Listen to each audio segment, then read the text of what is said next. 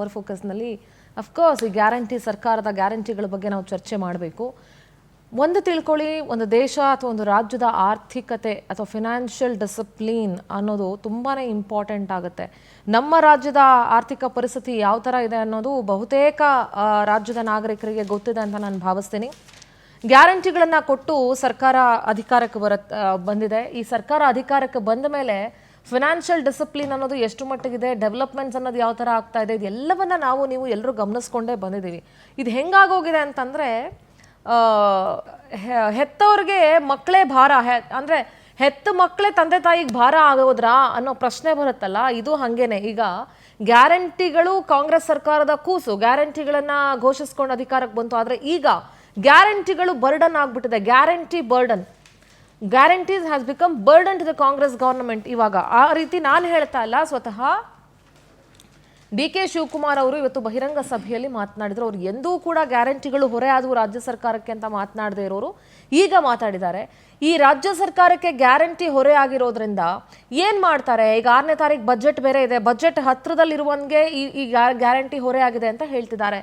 ಇದನ್ನ ಒಂದು ಪ್ಲಾನ್ಡ್ ಆಗಿ ಮಾಡಲಿಲ್ಲ ಸರ್ಕಾರ. ಮ್ಯಾನಿಫೆಸ್ಟೋ ಮಾಡುವಾಗ ಅಥವಾ ಯಾರಿಗಾದ್ರೂ ಮ್ಯಾನಿಫೆಸ್ಟೇಷನ್ ಬಿಡುವಾಗ ಇದೆಲ್ಲವೂ ಕೂಡ ಅವ್ರಿಗೂ ಫ್ರೀ, ನಿನಗೂ ಫ್ರೀ, ನನಗೂ ಫ್ರೀ, ಎಲ್ರಿಗೂ ಫ್ರೀ ಅಂತ ಅಂದ್ಬಿಟ್ರು. ಅದೇ ರಾಜ್ಯ ಸರ್ಕಾರದ ಮೇಲೆ ಇವಾಗ ಬಂದಿರುವಂತಹ ಬಹಳ ದೊಡ್ಡದಾದಂಥ ಒಂದು ಚಾಲೆಂಜಿಂಗ್ ಟಾಸ್ಕು.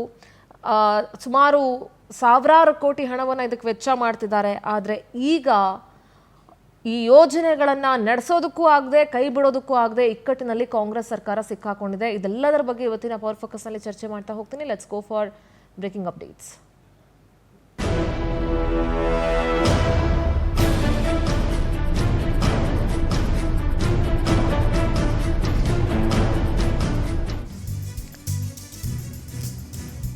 ಕೆಟ್ಮೇಲೆ ಬುದ್ಧಿ ಬಂತು, ಗ್ಯಾರಂಟಿಗಳಿಂದ ಸಂಕಷ್ಟ.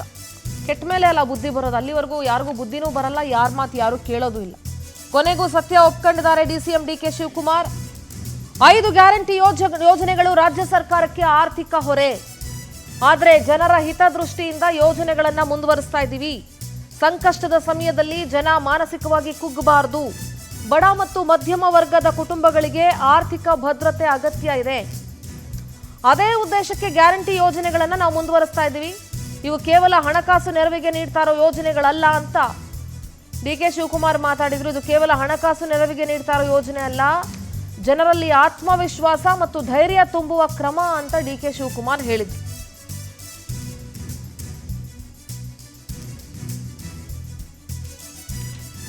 ಎಷ್ಟು ಮಟ್ಟಿಗೆ ಗ್ಯಾರಂಟಿಗಳು ಅನುಷ್ಠಾನಕ್ಕೆ ಬಂದಿದ್ದಾವೆ, ಇದರಲ್ಲಿ ಎಷ್ಟು ಗ್ಯಾರಂಟಿಗಳು, 5 ಗ್ಯಾರಂಟಿಯಲ್ಲಿ ಎಷ್ಟು ಸರಿಯಾಗಿ ನಡೀತಾ ಇದೆ, ಎಷ್ಟು ಸರಿಯಾಗಿ ನಡೀತಾ ಇಲ್ಲ, ಇದೆಲ್ಲವನ್ನ ನಾವು ಗಮನಿಸಿದ್ದೀವಿ. ಸೊ ಡಿ.ಕೆ.ಶಿ ಮತ್ತು ಸಿಎಂ ಏನ್ ಮಾತಾಡಿದ್ರು ಇವತ್ತು ಕೇಳಿಸ್ಕೊಳ್ಳಿ. 5 ಗ್ಯಾರಂಟಿ ಕೊಟ್ಟಿದ್ದೀವಿ. ಯಾಕೆ ಅಂತಂದ್ರೆ ಚಿಕ್ಕಮ್ಮೆ 5,000 ರೂಪಾಯಿ ಅಷ್ಟು ಒಂದು ಮಕ್ಕಳಿಗೆ ಉಳಿಲಿ, ಒಂದು ತಂದೆ ತಾಯಿಗೆ ಉಳಿಲಿ, ಫ್ರೀ ಬಸ್ ಆಗಲಿ, ಫ್ರೀ ಕರೆಂಟ್ 200 ಯೂನಿಟ್ ಕರೆಂಟ್ ಇರಲಿ, ಇವೆಲ್ಲ ಯಾಕೆ ಸ್ಕೀಮ್ಸ್ ಎಲ್ಲ ಕೊಟ್ಟಿದ್ದೀವಿ ಅಂದ್ರೆ ಸರ್ಕಾರದ ಬರ್ಡನ್ ಆಗ್ತಾ ಇರ್ಬೋದು. ಬಟ್ ಸರ್ಕಾರ ಏನೇ ಬರ್ಡನ್ ಆದ್ರೂ ನಿಮ್ಗೆ ಮಾನಸಿಕವಾಗಿ ಈ ಫೈನಾನ್ಷಿಯಲ್ ಸ್ಟ್ರೆಂತ್ ಕಡಿಮೆ ಆಗ್ಬಾರ್ದು. ನಿಮ್ಗೆ ಜೋಬಲ್ಲಿ 10 ರೂಪಾಯಿ ಜಾಸ್ತಿ, 10 ರೂಪಾಯಿ ಇತ್ತು ಅಂತಂದ್ರೆ ಕೊಡೋ 100 ರೂಪಾಯಿ ಕೊಡೋಕೆ ಮುಂದಕ್ಕೆ ಬರ್ತಾರೆ. ಹಾಗೆ ಮಾನಸಿಕವಾಗಿ ನಿಮ್ಗೆ ಧೈರ್ಯ ತುಂಬಬೇಕು, ಆರ್ಥಿಕವಾದಂತ ಶಕ್ತಿ ಕೊಡಬೇಕು ಅಂತ ಇಂಥ ದೊಡ್ಡ ತೀರ್ಮಾನವನ್ನ ನಮ್ಮ ಸರ್ಕಾರ ಮಾಡಿದೆ. ವರ್ಷಕ್ಕೆ 52,000 ಕೋಟಿಗಿಂತ ಜಾಸ್ತಿ ಆಗ್ತದೆ. ಅದು ಬರ್ಡನ್ ಅಂತ ಹೇಳಿರ್ಬೇಕು. ನಾವು ಡೆವಲಪ್ಮೆಂಟ್ ವರ್ಕ್ಸು ಮುಂದುವರಿಸ್ತಾ ಇದ್ದೀವಿ. ಮತ್ತು ಗ್ಯಾರಂಟಿ ಯೋಜನೆಗಳು 1,20,000 ಕೋಟಿ ಈಗಾಗಲೇ ಕೊಟ್ಟಿದ್ದೀವಿ.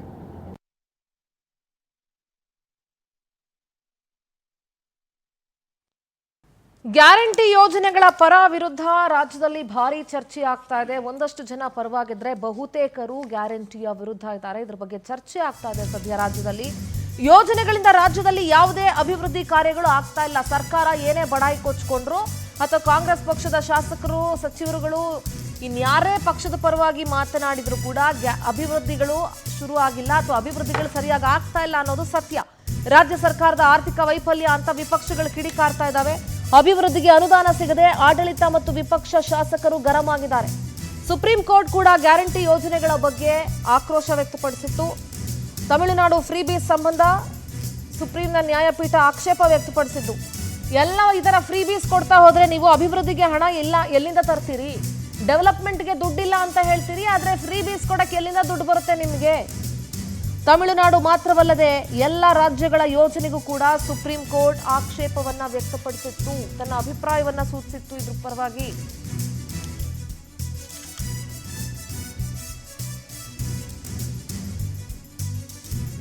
ಇನ್ನು ಇದೇ ವಿಚಾರವಾಗಿ ಕೇಂದ್ರ ಸಚಿವ ಎಚ್ ಡಿ ಕುಮಾರಸ್ವಾಮಿ, ಇನ್ನು ಶಾಸಕ ಅಶ್ವಥ್ ನಾರಾಯಣ್ ಸೇರಿದಂತೆ ಉಳಿದಂತಹ ನಾಯಕರುಗಳು ಏನೆಲ್ಲ ಮಾತಾಡಿದ್ದಾರೆ ಕೇಳಿಸ್ಕೊಳ್ಳಿ.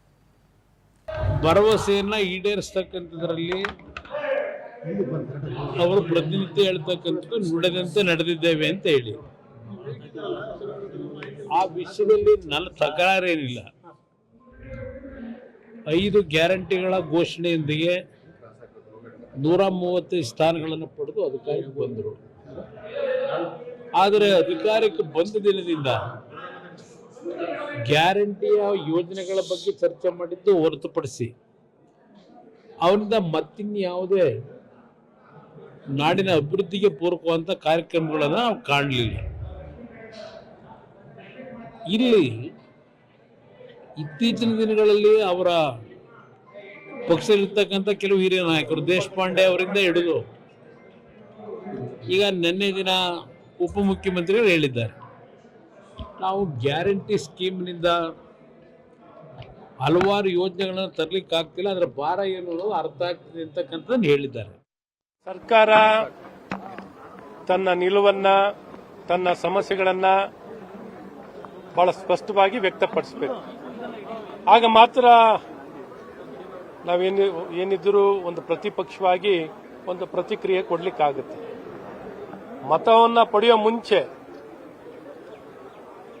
ಮತವನ್ನ ಪಡಿಲಿಕ್ಕೋಸ್ಕರ ಗ್ಯಾರಂಟಿಗಳನ್ನ ಕೊಟ್ಟಿದ್ದೀರಾ, ಆದರೆ ನಿಮಗೆ ಗ್ಯಾರಂಟಿಗಳ ಬಗ್ಗೆ ನಂಬಿಕೆಗಳು ಇರಲಿಲ್ಲ ಅನ್ನುವಂಥದ್ದು ಇವತ್ತು ಬಹಳ ಸ್ಪಷ್ಟವಾಗಿ ವ್ಯಕ್ತ ಆಗ್ತಿರೋಂಥದ್ದಿದೆ. ಹಾಗಾಗಿ ಸರ್ಕಾರ ಹೇಳಬೇಕು, ಇನ್ನೂ ಹೆಚ್ಚಿನ ಮಾಹಿತಿಯನ್ನು ಕೊಟ್ಟು ತನ್ನ ಸವಾಲು ಸಮಸ್ಯೆಗಳ ಬಗ್ಗೆ ತಿಳಿಸಿದಾಗ ನಾವು ಇನ್ನು ಹೆಚ್ಚಿನ ರೀತಿಯಾದಂಥ ಸ್ವಾಭಾವಿಕವಾಗಿ ನೋಡಿ, ಒಂದು ಗ್ಯಾರಂಟಿಯ ಹೊರೆ ಅನ್ನೋದಕ್ಕಿಂತ ಅದು ಒಂದು ಭಾಗ, ಅಭಿವೃದ್ಧಿ ಒಂದು ಭಾಗ ಅಂತಂದು ಸಹ ನಾವು ಏನು ನಮ್ಮ ಅಭಿವೃದ್ಧಿ ತುಣುಸು ನಾವೇನ್ ಮಾಡ್ತೀವಿ ಅದರಲ್ಲಿ ಅರ್ಧ ಭಾಗ ಎಷ್ಟು ತುಣುಸು ನಾವು ಗ್ಯಾರಂಟಿಗೆ ಸುಮಾರು 60,000 ಕೋಟಿ ನಾವು ಹಣವನ್ನು ಕೊಡ್ತಾ ಇದ್ದೀವಿ. ಹೀಗಾಗಿ ಅದು ನಾವು ಚುನಾವಣೆಗಿಂತ ಪೂರ್ವದಲ್ಲಿ ತುಣುಸು ಜನರಿಗೆ ಕೊಟ್ಟಂತ ಆಶ್ವಾಸನೆ ಇದೆ. ಹೀಗಾಗಿ ಅದರಿಂದ ತುಣುಸು ಗೃಹಲಕ್ಷ್ಮಿಯಿಂದ ಎಷ್ಟು ಜನಕ್ಕೆ ಉಪಯೋಗ ಆಗಿದೆ, ಶಕ್ತಿಯಿಂದ ಎಷ್ಟು ಜನಕ್ಕೆ ಉಪಯೋಗ ಆಗಿದೆ, ಅನ್ನಭಾಗ್ಯದಿಂದ ಎಷ್ಟು ಜನಕ್ಕೆ ಉಪಯೋಗ ಆಗಿದೆ. ಇದು ಬಡವರ ಸಲುವಾಗಿ ಇರುವಂತಹ ಯೋಜನೆಗಳು, ಪಾರ್ಟ್ ಆಫ್ ಡೆವಲಪ್ಮೆಂಟ್ ಸ್ಕೀಮ್ಸೇ ಇದನ್ನು ಕೂಡ. ಹೀಗಾಗಿ ಯಾವ ಹೊರೆನೂ ಕೂಡ ಇದಾಗೋದಿಲ್ಲ. ಆ ಹೊರೆ ಇದ್ರೂ ಕೂಡ ಮುಖ್ಯಮಂತ್ರಿಗಳು ಅದನ್ನ ನಿಭಾಯಿಸ್ತಾರೆ, ಎರಡನ್ನೂ ಕೂಡ ಬ್ಯಾಲೆನ್ಸ್ ಮಾಡ್ತಾರೆ. ಕೆ ಶಿವಕುಮಾರ್ ಅವರು ನಮ್ಮ ಅಧ್ಯಕ್ಷರು. ಚುನಾವಣೆಗೆ ಹೋಗುವಾಗ ಮ್ಯಾನಿಫೆಸ್ಟೋನ ನಾವೆಲ್ಲರೂ ಸೇರಿ ತಯಾರು ಮಾಡಿದ್ವಿ. ನನ್ನನ್ನು ಅಧ್ಯಕ್ಷನಾಗಿ ಮಾಡಿದರು ಮ್ಯಾನಿಫೆಸ್ಟೋ ಕಮಿಟಿಗೆ. ನಾನು ಕೊಟ್ಟ ಮೇಲೆ ಅಧ್ಯಕ್ಷರು ಅದನ್ನು ಬಿಡುಗಡೆ ಮಾಡಿದರು. ಎಲ್ಲ ಕಲೆಕ್ಟಿವ್ ಆಗಿ ನಾವೆಲ್ಲ ಜವಾಬ್ದಾರಿ ತೊಗೊಂಡೇನೆ ಈ ಮ್ಯಾನಿಫೆಸ್ಟೋನಲ್ಲಿ ಗ್ಯಾರಂಟಿಗಳನ್ನ ಪ್ರಕಟಣೆ ಮಾಡಿದ್ದೇವೆ. ಅವರಿಗೆ ಈಗ ಅನಿಸಿರ್ಬೋದು, ಅವರಿಗೆ ಅನೇಕ ವಿಷಯಗಳು ನಮಗೆ ಗೊತ್ತಿಲ್ಲದೆ ಇರೋದು ಅವ್ರಿಗೂ ಗೊತ್ತಿರುತ್ತೆ. ಹಾಗಾಗಿ ಹಂಗೆ ಅನಿಸಿರ್ಬೋದು ಅವರಿಗೆ. ನೋಡಿ, ಫ್ರೀ ಬೀಸ್ಗಳ ವಿರುದ್ಧ ನಾನು ಆಗ್ಲೇ ಹೇಳ್ದಂಗೆ ಸುಪ್ರೀಂ ಕೋರ್ಟ್ ಚಾಟಿ ಬೀಸಿತ್ತು, ಸರಿಯಾಗಿ ಚೀಮಾರಿ ಹಾಕಿತ್ತು. ಅಲ್ಲ ರೀ, ನಿಮ್ಗೆ ಅಭಿವೃದ್ಧಿ ಮಾಡಕ್ ದುಡ್ಡಿರಲ್ಲ, ಈ ಫ್ರೀ ಬೀಸ್ ಕೊಡಕ್ ಎಲ್ಲಿಂದ ದುಡ್ಡು ಬರುತ್ತೆ ನಿಮ್ಗೆ? ಫ್ರೀ ಬೀಸ್ಗೆ ಅನಿವಾರ್ಯತೆ, ಅಭಿವೃದ್ಧಿ ಕೆಲ್ಸಕ್ಕೆ ಹಣ ಇಲ್ಲ ಅಂತ ಹೇಳ್ಬಿಡ್ತೀರಿ ಈಸಿಯಾಗಿ. ಫ್ರೀ ಬೀಸ್ಗಾದ್ರೆ ಅನಿವಾರ್ಯವಾಗಿ ಹೊಂದಿಸ್ತೀರಿ. ನೀವೇನ್ ಮಾಡ್ತಾ ಇದ್ದೀರಾ ಅನ್ನೋ ಜ್ಞಾನ ಇದೆಯಾ ನಿಮ್ಗೆ? ಇದು ದೇಶ ಕಟ್ಟೋ ಕೆಲ್ಸನ? ಹೀಗಾದ್ರೆ ಡೆವಲಪ್ಮೆಂಟ್ ಸಾಧ್ಯ ಇದೆಯಾ? ಇದೊಂದು ಸರ್ಕಾರ ಅಥವಾ ಒಂದು ಪಕ್ಷಕ್ಕೆ ಸಂಬಂಧಪಟ್ಟಂತ ವಿಚಾರ ಅಲ್ಲ. ಬಜೆಟ್ನಲ್ಲಿ ಕೊರತೆ ಇದ್ರೂ ಸಬ್ಸಿಡಿ ನೀಡೋದು ತಪ್ಪೋದಿಲ್ಲ. ತೀರಾ ಬಡವರಿಗೆ ಉಚಿತ ಕೊಡುಗೆ ನೀಡೋದಕ್ಕೆ ತಕರಾರು ಇಲ್ಲ. ಆದ್ರೆ ಹಣ ಪಾವತಿ ಮಾಡೋದಕ್ಕೆ ಶಕ್ತಿ ಇರೋರಿಗೆ ಏನಕ್ಕೆ ಬೇಕು ಉಚಿತ ಯೋಜನೆಗಳು? ತೆರಿಗೆ ಪಾವತಿ ಮಾಡೋ ಜನರಿಗೆ ಉಚಿತ ಕೊಡುಗೆ ಏನ್ ಅರ್ಥ ಇದೆ ಅದರಲ್ಲಿ? ನಿಜವಾಗಿ ಜನರ ಕಾಳಜಿ ಇಂತಹ ಸ್ಕೀಮ್ ಜಾರಿಗೆ ತಂದಿದ್ದೀರಾ ನೀವು, ಅಥವಾ ಕೇವಲ ಚುನಾವಣಾ ದೃಷ್ಟಿಯಿಂದ ಇಂಥ ಯೋಜನೆಗಳನ್ನ ಜಾರಿಗೆ ತಂದಿದ್ದೀರಾ? ನೀವೇನು ಮಾಡ್ತಾ ಇದ್ದೀರೋ ಅನ್ನೋ ಜ್ಞಾನ, ಅರಿವು ಇದೆಯಾ ನಿಮಗೆ ಅಂತ ಸುಪ್ರೀಂ ಚಾಟಿ ಬೀಸಿದೆ.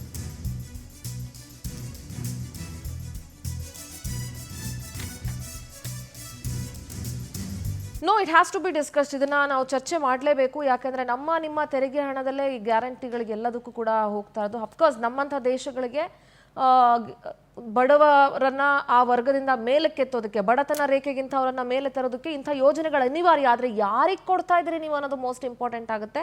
ಈ ಚರ್ಚೆಯಲ್ಲಿ ನಮ್ಮ ಜೊತೆಗೆ ಹಿರಿಯ ಪತ್ರಕರ್ತರು BV ಶಿವಶಂಕರ್ ಸರ್ ಜಾಯ್ನ್ ಆಗ್ತಿದ್ದಾರೆ. ಸರ್ ನಮಸ್ತೆ, ಕಾರ್ಯಕ್ರಮಕ್ಕೆ ಸ್ವಾಗತ.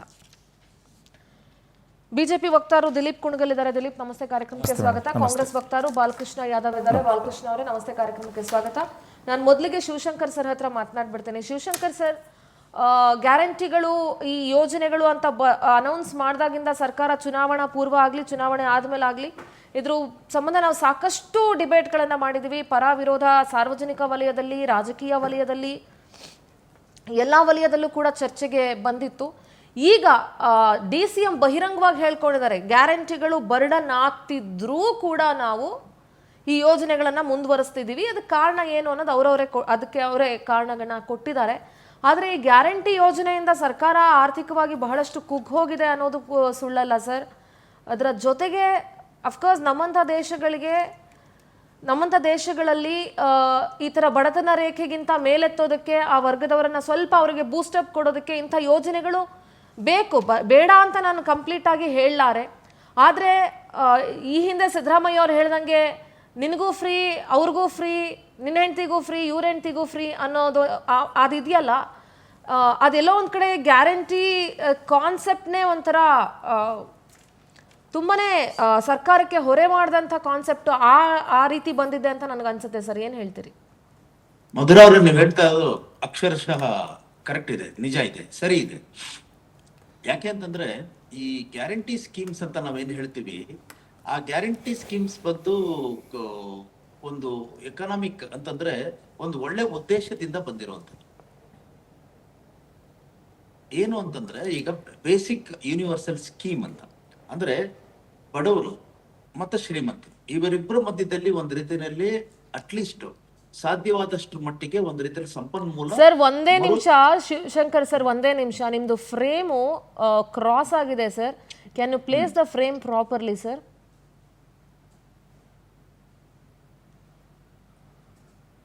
ಓಕೆ ಸರ್, ನಾನು ನಿಮ್ಮ ಹತ್ರ ಮಾತಾಡ್ತೀನಿ. ಅಫ್ಕೋರ್ಸ್ ಗೂಗಲ್ ಮೀಟಲ್ಲಿ ಬಂದಾಗ ಸಮ್ ಟೆಕ್ನಿಕಲ್ ಇಶ್ಯೂಸ್ ಆಗುತ್ತೆ. ನಾನು ಮೊದಲಿಗೆ ಕಾಂಗ್ರೆಸ್ ವಕ್ತಾರ ಹತ್ರ ಮಾತನಾಡ್ತೀನಿ. ನಿಮ್ಮ DCM ಹೇಳಿದ್ದಾರೆ ಗ್ಯಾರಂಟಿಗಳು ಸರ್ಕಾರಕ್ಕೆ ಬರ್ಡನ್ ಆಗ್ತಿದೆ, ಬಟ್ ಸ್ಟಿಲ್ ನಾವು ಕಂಟಿನ್ಯೂ ಮಾಡ್ತಿದ್ದೀವಿ ಅಂತ.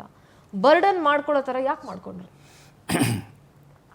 ನೋಡಿ, ಸನ್ಮಾನ್ಯ DK ಶಿವಕುಮಾರ್ ಅವರು ಈ ರಾಜ್ಯದ ಏನು ನಮ್ಮ KPCC ಅಧ್ಯಕ್ಷರು, ಸೊ ಅವರು ಹೇಳಿರ್ತಕ್ಕಂತಹ ಮಾತಿನಲ್ಲಿ ಅದಕ್ಕೆ ನಾವು ಚರ್ಚೆಗೆ ಹೋಗುವ ಮುನ್ನ ಈ ಗ್ಯಾರಂಟಿ ಅಂದರೆ ಏನು ಸ್ಕೀಮ್, ಸೊ ಯಾವ ಉದ್ದೇಶಕ್ಕೆ ನಾವು ಕೊಟ್ವಿ ಅಂತಕ್ಕಂಥದ್ದು ಸ್ವಲ್ಪ ಮೆಲುಕು ಹಾಕಬೇಕಾಗತ್ತೆ.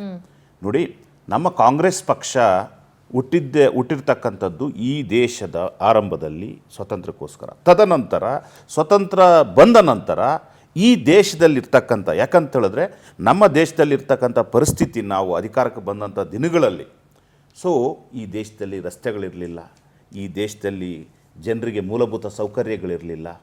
ಸೊ ಒಂದು ಕಡೆಯಿಂದ ಇನ್ನೊಂದು ಕಡೆಗೆ ಹೋಗೋಕ್ಕೆ ಸಂಪರ್ಕದ ಕೊರತೆ ಆಗ್ತಾ ಇತ್ತು. ಒಂದು ನಿಮಿಷ ಮೇಡಮ್, ಎಲ್ಲವೂ ಆಗಿ ನಾವು ಬಹಳ ಬಹಳ ಮುಂದಕ್ಕೆ ಬಂದು ಅಲ್ಲಿಗೆ ಪ್ರಸಕ್ತವಾಗಿ ನೋಡಿ ಯಾಕೆ ಈ ಮಾತನ್ನು ಹೇಳಿದೆ ಅಂತ ಹೇಳಿದ್ರೆ, ನಾವು ಕರ್ನಾಟಕದ ಮಟ್ಟಿಗೆ ಸೊ ಆಗ ಈ ನಮ್ಮ ಜನತೆಗೆ ಅನುಕೂಲ ಆಗಲಿ ಅನ್ನೋ ಒಂದು ಉದ್ದೇಶದಿಂದ ಯಾವ ವರ್ಗಗಳು ಕೆಳಗಡೆ ಬಿದ್ದಿದ್ದಾವೆ, ಯಾವ ವರ್ಗಗಳಿಗೆ ಮೂಲಭೂತ ಸೌಕರ್ಯಗಳ ತೊಂದರೆ ಆಗ್ತಾ ಇದೆ, ಸೊ ಅವ್ರನ್ನ ಮೇಲ್ಕೆತ್ತಬೇಕು ಅನ್ನೋ ಒಂದು ಉದ್ದೇಶದಿಂದ ಈಗೇನು ಚರ್ಚೆ ಆಗ್ತಾ ಇದೆಯಲ್ಲ, ಈ ರಾಜ್ಯಾದ್ಯಂತ ರಾಷ್ಟ್ರಾದ್ಯಂತ ಫ್ರೀ ಬೀಸ್ ಅಂತಕ್ಕಂಥ ಈ ವರ್ಡ್ ಮೂಲತಃವಾಗಿ ಅದೇ ಆ ವರ್ಡೇ ತಪ್ಪು ಅಂತ ನಾನು ಹೇಳ್ತೀನಿ. ಯಾಕೆ ಅಂತ ಹೇಳಿದ್ರೆ, ಇವತ್ತು ಫ್ರೀ ಬೀಸ್ ಅಂತಕ್ಕಂಥದ್ದು ಈ ರಾಜ್ಯದ ಜನರಿಗೆ ನಾವು ಫ್ರೀ ಬೀಸ್ ಎಲ್ಲ ಕೊಡ್ತಕ್ಕಂಥದ್ದು ಮೂಲವಾಗಿ ಅವರ ಒಂದು ಮೂಲಭೂತ ಹಕ್ಕಿನ ಅನುಷ್ಠಾನಗೊಳಿಸಿರ್ತಕ್ಕಂಥದ್ದು. ಯಾಕಂತ ಹೇಳಿದ್ರೆ ನಮ್ಮ ಭಾರತೀಯ ಸಂವಿಧಾನದಲ್ಲಿ ಇವತ್ತು ನಾವು ಯಾವುದೋ ಒಂದು ವ್ಯವಸ್ಥೆಯಲ್ಲಿಲ್ಲ, ಇವತ್ತು ಪ್ರಜಾಪ್ರಭುತ್ವದ ವ್ಯವಸ್ಥೆಯಲ್ಲಿದ್ದೇವೆ. ಸಂವಿಧಾನದ ಅಡಿಯಲ್ಲಿ ಒಂದು ಸರ್ಕಾರ ನಾವು ಕೆಲಸ ಮಾಡಬೇಕಾಗ್ತದೆ. ಸೊ ಅದೇ ಸಂವಿಧಾನದ ಅನುಚ್ಛೇದ 36ರಿಂದ ಅನುಚ್ಛೇದ 51 ಸ್ಪಷ್ಟವಾಗಿ ನಾವು ಸಂವಿಧಾನವನ್ನು ಓದ್ಕೊಂಡಾಗ ಅದರ ತಿರುಳು ಅರ್ಥ ಆಗ್ತದೆ. ಒಂದು ರಾಜ್ಯ ಸರ್ಕಾರ ಯಾವ ರೀತಿಯಾಗಿ ಕಾರ್ಯನಿರ್ವಹಿಸಬೇಕು ಅಂತಕ್ಕಂಥದ್ದನ್ನ ಆ ಸಂವಿಧಾನವನ್ನು ಸೃಷ್ಟಿ ಮಾಡಿದಂಥ BR ಅಂಬೇಡ್ಕರ್ ಸರ್ ಅವತ್ತೇ ಹೇಳಿದ್ದಾರೆ. ಯಾವ ಉದ್ದೇಶಕ್ಕೆ ಹೇಳಿದ್ದಾರೆ ಅಂತ ಹೇಳಿದ್ರೆ, ಇವತ್ತು ಸರ್ಕಾರ ಅಂತಕ್ಕಂಥದ್ದು ಒಂದು ಕೇವಲ ಒಂದು ಮಿಷನ್ ಅಲ್ಲ, ಆ ಮಿಷನರಿ ಇರ್ತಕ್ಕಂಥದ್ದು, ಸರ್ಕಾರ ಇರ್ತಕ್ಕಂಥದ್ದು ಯಾವ ವರ್ಗಗಳಿಗೆ ಏನು ಅವರಿಗೆ ಸೌಲಭ್ಯಗಳಿಲ್ಲ, ಯಾವ ಪ್ರಜೆಗಳಿಗೆ ಮೇಲಕ್ಕೆ ಬರಬೇಕು, ಯಾರಿಗೆ ನೋವಿದೆ ಆ ನೋವುಗಳನ್ನು ಹೋಗಲಾಡಿಸಬೇಕು, ಅವರನ್ನು ಮುಖ್ಯವಾಹಿನಿಗೆ ತರಬೇಕು ಅಂತ ಹೇಳಿದ್ರೆ ಅವರು ಸಾಮಾಜಿಕವಾಗಿ ಭದ್ರರಾಗಬೇಕು, ಆರ್ಥಿಕವಾಗಿ ಭದ್ರರಾಗಿ ಬರೀ ಕೇವಲ ನಮಗೆ ಸ್ವತಂತ್ರ ಬಂದಿರೋದ ಅಷ್ಟೇ ಅಲ್ಲ, ಆರ್ಥಿಕ ಸ್ವತಂತ್ರ ಹಾಗೂ ಸಾಮಾಜಿಕ ಸ್ವತಂತ್ರ ಯಾವಾಗ ಆ ವರ್ಗಗಳಿಗೆ ಬರ್ತದೆ, ಸೊ ಆವಾಗ ಒಂದು ರಾಜ್ಯ ಅವರು ಮುಖ್ಯವಾಹಿನಿಗೆ ಬರ್ತಾರೆ. ಅವರು ಮುಖ್ಯವಾಹಿನಿಗೆ ಬಂದಾಗ ಆಟೋಮೆಟಿಕಲಿ ಸಾಮಾಜಿಕವಾಗಿ, ರಾಜಕೀಯವಾಗಿ, ಆಮೇಲೆ ಈ ಎಲ್ಲ ಒಂದು ವಿಚಾರವಾಗಿ ಕೂಡ ಸರ್ವಾಂಗೀಣ ಅಭಿವೃದ್ಧಿ ಆಗಲಿಕ್ಕೆ ಅವರು ಕೂಡ ಒಂದು ರಾಜ್ಯದ ಅಭಿವೃದ್ಧಿಗೆ ಪಣವನ್ನು ತೊಡ್ತಾರೆ, ಅವರ ಕಾಣಿಕೆಯನ್ನು ನೀಡ್ತಾರೆ. ಈ ಒಂದು ಉದ್ದೇಶದಿಂದ ಊರುಗಳಾಗಲಿ ಅನ್ನೋ ಒಂದು ಉದ್ದೇಶವನ್ನು ಇಟ್ಕೊಂಡು ನಮ್ಮ ಸರ್ಕಾರ ಈ ಮಹತ್ವದ ಗ್ಯಾರಂಟಿ ಯೋಜನೆಗಳನ್ನು ಇವತ್ತು ಅವರ ಹಕ್ಕುಗಳನ್ನು ಅವರಿಗೆ ಕೊಟ್ಟಿದ್ದೇವೆ. ಅವರ ಪವರನ್ನು ಅವರು ಈ ರಾಜ್ಯದ ಜನ ತಗೊಂಡಿದ್ದಾರೆ ಅಂತ ನಾನು ಹೇಳ್ತೀನಿ. ನಾವು ಕೊಟ್ಟಿರೋದಷ್ಟೇ ಅಲ್ಲ, ಈ ಪವರನ್ನು ಅವರು ತಗೊಂಡಿದ್ದಾರೆ. ಇವತ್ತು ಫೋಕಸ್ ಯಾವ ಥರ ಫೋಕಸ್ ಆಗ್ತಾ ಇದೆ ಇದು ಅಂತ ಹೇಳಿದ್ರೆ, ಇದು ಕೇವಲ ಒಂದು ಸ್ಕೀಮ್ಸ್ ಅನೌನ್ಸ್ ಮಾಡಿದ್ರು ಅಂತ ಹೇಳಿದ್ರೆ ಟ್ರೆಂಡ್ ಆ ಥರ ಬೆಳೀತಾ ಇದೆ. ತಾವು ಕೇಳ್ತಾ ಇದ್ರೆ ಸತ್ಯ ಇದೆ. ಏನಂತ ಒಂದು ಯಾವುದೇ ಇವತ್ತು ಪ್ರಣಾಳಿಕೆಗಳು ಮಾಡಿದ್ರೆ ಅಂತ ಹೇಳಿದ್ರೆ, ಪ್ರಣಾಳಿಕೆ ಒಂದು ನಿಮಿಷ ಮೇಡಮ್, ಅಲ್ಲ ಒಂದು ನಿಮಿಷ ಕೈ ಕೆಳಗಿಳಿಸಿ, ಒಂದು ನಿಮಿಷ ಕೇಳಿಸ್ಕೊಳ್ಳಿ. ಫಸ್ಟು ನೀವೇನು ಮಾಡ್ತಿದ್ದೀರಾ, ನೀವು ಕೆಳ ಹಂತದವ್ರನ್ನ, ಬಡತನ ರೇಖೆಗಿಂತ ಕಡಿಮೆ ಇದ್ದವ್ರನ್ನ ಮೇಲಕ್ಕೆ ಎತ್ತದ್ರಲ್ಲಿ ನಾವು ಯಾರ್ದು ಪ್ರಶ್ನೆ ಇಲ್ಲ. ನೀವು ಅನೌನ್ಸ್ ಮಾಡ್ಬೇಕಾದ್ರೆ ನಾವು BPL ಕಾರ್ಡ್ ಹೋಲ್ಡರ್ಸಿಗೆ ಮಾತ್ರ ಗ್ಯಾರಂಟಿ ಕೊಡ್ತಿದ್ದೀವಿ ಅಂತ ಎಲ್ಲೂ ಅನೌನ್ಸ್ ಮಾಡಲಿಲ್ಲ. ನೀವು ಅನೌನ್ಸ್ ಮಾಡ್ಬೇಕಾದ್ರೆ ರಾಜ್ಯದ ಪ್ರತಿಯೊಬ್ಬರಿಗೂ ನಾವು ಫ್ರೀ ಕೊಡ್ತಾ ಇದ್ದೀವಿ ಅಂತ ಅನೌನ್ಸ್ ಮಾಡಿದ್ರಿ. ಒಂದು ನಿಮಿಷ ರಾಜ್ಯದ ಪ್ರತಿಯೊಬ್ಬರಿಗೂ ನೀವು ಫ್ರೀ ಕೊಡ್ತೀವಿ ಅಂತ ಅನೌನ್ಸ್ ಮಾಡುವಾಗ ರಾಜ್ಯದ ಆರ್ಥಿಕ ಪರಿಸ್ಥಿತಿಯನ್ನ ತಲೆಯಲ್ಲಿ ಇಟ್ಕೊಳ್ಬೇಕಾಗಿತ್ತು. 17ನೇ ಸರಿ ಸಿದ್ದರಾಮಯ್ಯ ಅವರು ಈ ಸಲ ಬಜೆಟ್ ಮಂಡಿಸ್ತಾ ಇದ್ದಾರೆ. ಸರ್ಕಾರ ಬರಕ್ ಮುಂಚೆ ಅಷ್ಟು ಬಾರಿ ಬಜೆಟ್ ಅನ್ನ ಮಂಡಿಸಿದ್ದವ್ರಿಗೆ ರಾಜ್ಯದ ಆರ್ಥಿಕ ಸ್ಥಿತಿಗತಿಗಳು ಏನು ಅಂತ ಯೋಚನೆ ಮಾಡಬೇಕಾಗಿತ್ತು. ಕರ್ನಾಟಕ ಸಂಪತ್ಭರಿತ ರಾಜ್ಯ ಆಗಿದ್ದಕ್ಕೆ 3 ವರ್ಷ ತನಕ ಎಳ್ಕೊಂಡ್ ಬಂದಿದ್ದೀರಾ. ಇಲ್ಲ ಅಂದಿದ್ರೆ ಬೇರೆ ರಾಜ್ಯಗಳ ತರ ಕರ್ನಾಟಕ ಇಷ್ಟೊತ್ತಿಗೆ ಎಲ್ಲೋ ಹೋಗ್ತಾ ಇತ್ತು.